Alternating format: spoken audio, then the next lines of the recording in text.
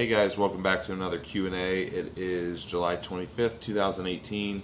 Did an Instagram thread this week, and it was an open Q&A, so all kinds of good questions. I will go ahead and get into it. First one, can you provide any info as far as neurological versus hypertrophy training phases? What distinguishes the two and what purposes do they serve? Is one more beneficial for CNS recovery than the other? Okay, I would need a little bit more context because in my eyes the definition of a neurological training phase would be something that helps with nervous system activation or fully activating your nervous system, or call it metabolic training, or something that provides more metabolic waste. I mean, that type of training versus hypertrophy's traditional. The hypertrophy training is going to be a number of things because we know that there are multiple mechanisms that cause hypertrophy. So you wouldn't, if we're looking at physique development, you wouldn't want to strictly do neurological type training. So there really wouldn't be a lot of purpose in doing it strictly neurological training, because hypertrophy training would obviously be the goal. But we want to do that through all the mechanisms, not just one or the other. We want to progressively overload. We want to take advantage of sufficient volume. We want to have sufficient intensity. And would neurological training benefit CNS recovery? No, not really. If anything, it would probably do the opposite. It would probably cause more CNS stress, more sympathetic drive. And neurological training would probably be more beneficial for an athlete versus a bodybuilder if you're doing just strictly that type of training, if that's what this person means by definition, because again, I'm not sure exactly if that's exactly what they're referring to. But next question, how do you periodize training to go along with nutritional periodization? Well, I wouldn't necessarily do one thing specifically. It's not X equals Y type of thing, or X plus Y equals Z. It's just going to be totally dependent on the situation. There could be a situation where someone's training volume goes down, and I might have to adapt their nutrition to it because their caloric expenditure goes down. So maybe they're going to eat less or something along those lines, or the opposite. Their training demand goes up, their caloric expenditure goes up, they need to eat more. So there could be some like matching need with need type of thing. But I'm not going to say I don't periodize nutrition in phases, and I really don't periodize training in phases. It's more of an as need thing. I don't plan deloads. I don't plan insulin sensitivity periods or mini cuts. It's all completely as needed.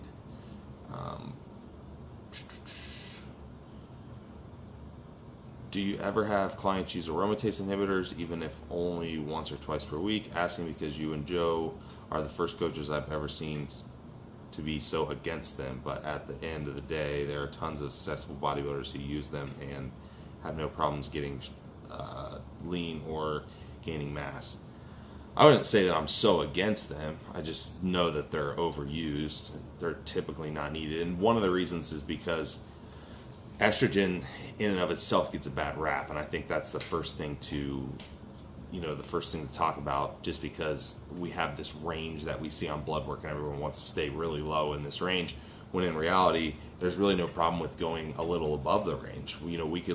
I like to look at it as more of a ratio of testosterone to estrogen and have a good androgen or a good AD ratio. But there's obviously a limit to that. If you're taking huge amounts of like super physiological amounts of testosterone, your test levels are 10,000, then your estrogen can get really, really high. So, but if you notice, I'm also usually not an advocate of those massive testosterone doses either. So that there's a reason for that.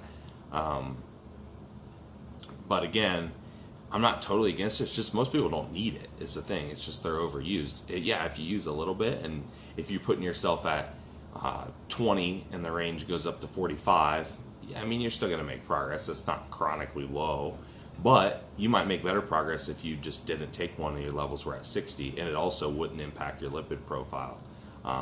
you know, but again, that's splitting hairs. Same thing in contest prep. Estrogen is really important for fat loss, and people want to bury their estrogen when really they need estrogen for the whole process of fat loss. From a mechanistic standpoint, it's very important. And I could see a reason to potentially lower it, like right at the end, just for cosmetic purposes. Fat loss is pretty much done at that point. There could be some benefit as long as it's not so low that the person has trouble with like filling out or something along those lines, but it's just not needed in a lot of cases. And yeah, I mean, if you use more testosterone or use something that aromatizes heavily and you need it, then yeah, you need it. But typically you can avoid it by using things in a certain way that it's just not needed. And the less ancillaries you need, the better, really, in all reality, and the less things you have to put in your body.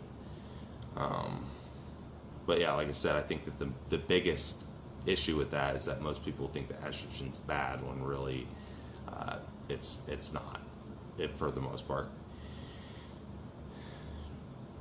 I remember hearing on OPD podcast about longevity and spoke about high protein diet are high in methionine. I think I say that right. Methionine is an amino acid. And therefore supplementing with more glycine from things like collagen, protein, or gelatin is needed to negate high methionine intake, since studies have shown methionine advance aging. What are the real world applications of this, and should it be that much of a concern? Well, real world applications, I mean, it definitely applies to our population, just because the diets we tend to have are very high in methionine and not as high in glycine. Really easy to fix, yeah, take in gelatin protein or take in collagen protein. I know that's been very popular, people using like bone broth and collagen proteins and even gelatin proteins. It's really easy to do. You can include gelatin in your diet, eat gelatin. I mean, it's delicious, I like it. I eat it often. So, I mean, that's just a really easy way to do it. Yeah, so according to studies, the ratios, we do have a higher methionine to glycine ratio, which is not what we want. We want to shift the ratio. That's pretty much all there is to it. Should you really be concerned about it? I mean, yeah, you take the study for what it's worth. I think that research and that methodology and thought process is not super new, or is newer. It's not something that people have been doing for a long time, and obviously people have been taking in a high methionine diet for a long time. What does it translate to anything major? I mean, according to the study, it does, and we really wouldn't know if it's pretty new. We'd have to kind of see the trend over time and see if it has any impact. But again, it's really easy to do, and you can even use glycine as a sweetener. I know that's what some people have been doing. So that's an easy way to do it. It's super cheap, has this really sweet taste to it. So yeah, I mean, it's easy to fix. It can't really hurt.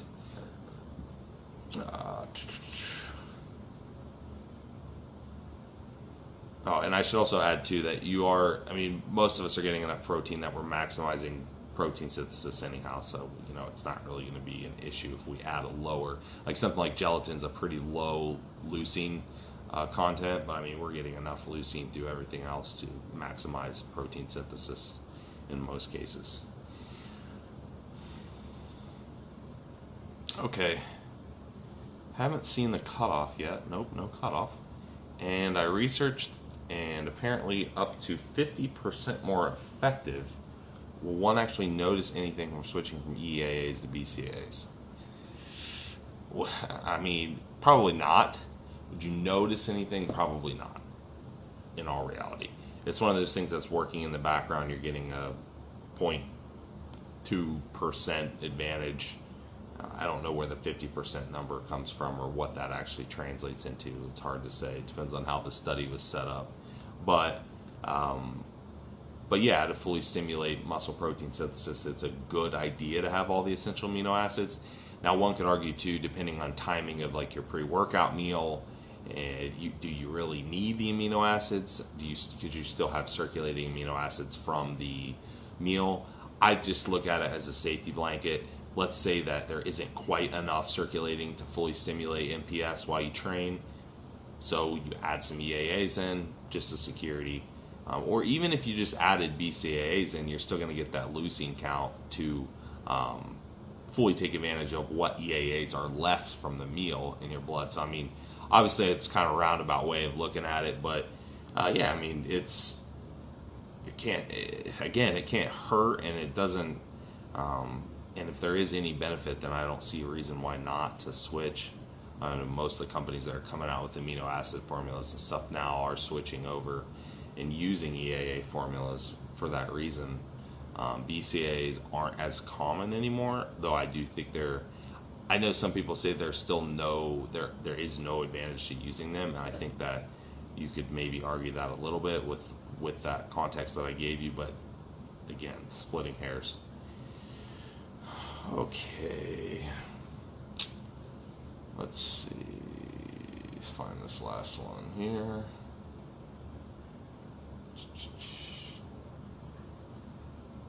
What compounds do you recommend for a fat loss phase, and you change compounds during this phase at all?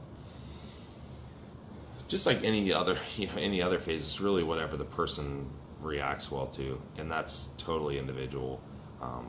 Depending on how they metabolize things and what kind of side effects they get. That's really what it comes down to. Obviously, there's some compounds that might be a little more advantageous and produce a little more cosmetic effect. Something that doesn't aromatize perhaps is going to be a little more beneficial than something that does, in terms of the way you look. At the end of the day, a lot of them are really for muscle retention, maybe help with performance a little bit, help with cold fullness, and give that cosmetic effect. That's really what they're doing. That's really all they're doing. It's not muscle growth. It's not really fat loss. Whatever. It could be a number of things. Any kind of DHT type compound, anything that's quote unquote dry. Even things that produce more fullness and a more dramatic cosmetic effect, like Superdrol. That used to be over the counter. People would use it all the time, and things like Iron Mag Labs was the big one, had the Super DMZ with Superdrol and dimethazine, and that's exactly what it did. It had a pretty dramatic effect. This is assuming someone doesn't have to worry about making weight, because they might gain weight from it. But yeah, whatever they react to, really. And there's a whole assortment of those quote unquote dry / cosmetic effect type compounds. So yeah, that's all on this thread. Let me check on the DMs and make sure that I didn't miss any on there. I think we got them all.